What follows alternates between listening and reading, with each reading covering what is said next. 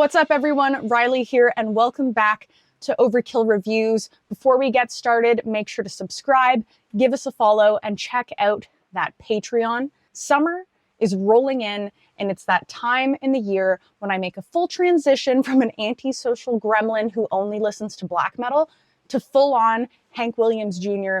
incarnate, and I think this album today is the perfect mesh between those two vibes.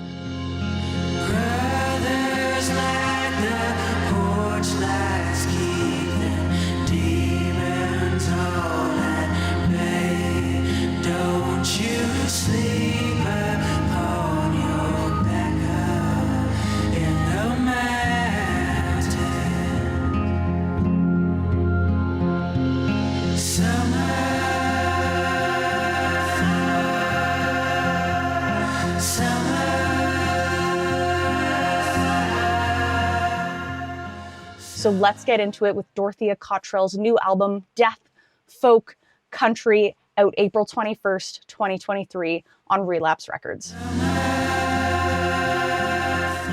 If you're thinking Dorothea Cottrell, let me tell you, Dorothea is the spectacular frontwoman for the Virginia doom band Windhand, who I have a perpetual heart-on for, and I know their entire discography like the back of my hand. On the solo side of things, she released her first solo acoustic album in 2015, which I drooled over all the same. It was raw, it was exposed, it was gritty, and needless to say, I have high hopes for this one.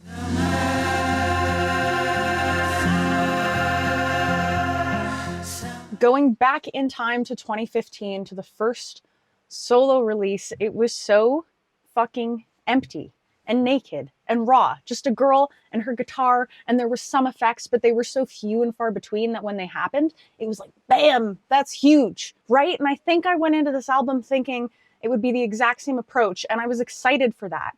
And then the album kicks in with Death is the Punishment for Love, and right away it's the synthy, swampy, ambient intro, and my brain was like, I went through like the stages of grief really quick. I really didn't know what was going on or what to think, and then I realized that it captures the exact same melancholy and energy, but the whole album, instead of being a naked solo acoustic album, it's like a clothed, monstrous, beautiful album. There's so many effects here. There's like orchestras, there's wind chimes, there's vocal effects. It's just the same story, but completely different. There was so much vocal development here, and the songs kind of feed into the next songs. And instead of it being a copycat of story A, it was just the next part of the story.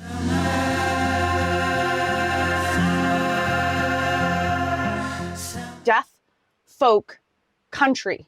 There's no surprises here. That's exactly what this album is. And I think a perfect example of our folk aspect would be the song Black Canyon, which is my favorite and what I think would be the best example of this. It represents to me the most important pieces of folk, which is that verbal storytelling, cultural knowledge, that understanding. She sings this to us and we have this picture in our head. We can smell the breeze. We can hear the little wind chimes. It's got that guitar in it.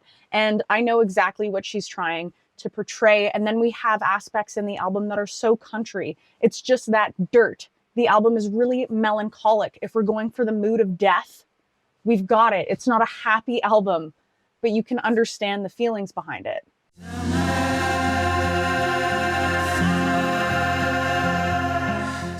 And that leads into the fluidity and ambience of the album. There isn't a single second on this album where they drop sound. The album just flows through, no breaks, with a lot of the songs. And I think that's really crucial here for what makes it sound so whole and stuck together. It's really important to the ambience. It's delicate, it's bluesy, it's rich, it's dense, it's airy, it's whimsical. And she wants you to really taste, smell, feel, experience what she's experiencing. So with all these little tiny ins and outs and things that she gives you here and there, there's songs like Black Canyon and Midnight Boy and Hell in My Water. They sound a lot more bluesy.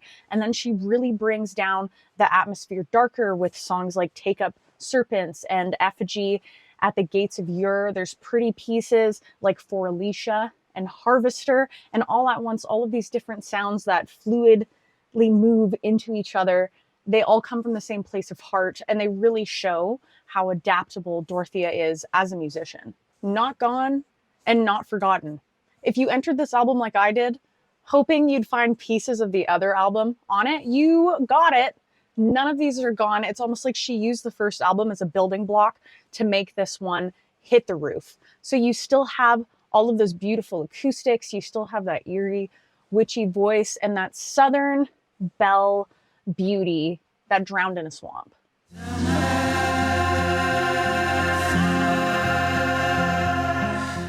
And just like that, it's over. It was gone. I got into this album with my full heart and soul, and then it was over. It's a quick one here, 11 tracks.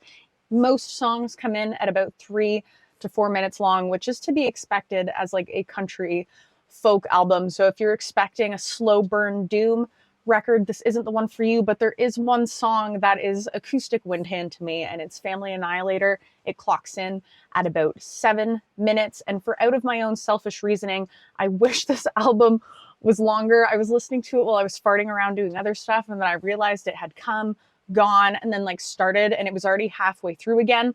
I wish there was more to this, but if you're in it for the long haul, then it is perfect for like a gentle spring breeze, and you can just listen to it again, and you can listen to it again.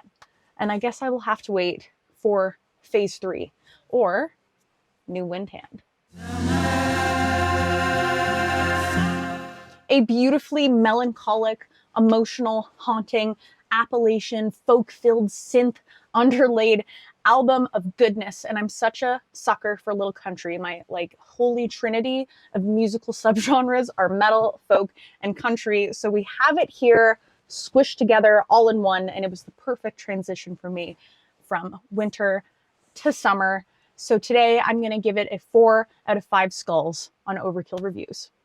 Shout outs. First and foremost, we have Blood Ceremony. They are psychedelic doom rock from Toronto, Ontario. They're coming out with their 5th full length, The Old Ways Remain, on May 5th of 2023, and I recommend you give it a listen. Kitchener, Ontario doom metal band Space Pope put out their first full length on April 20th called Space Pope's Cosmic Rhythm. I recommend you go check that out as well. Last but certainly not least, an album I'm very excited for.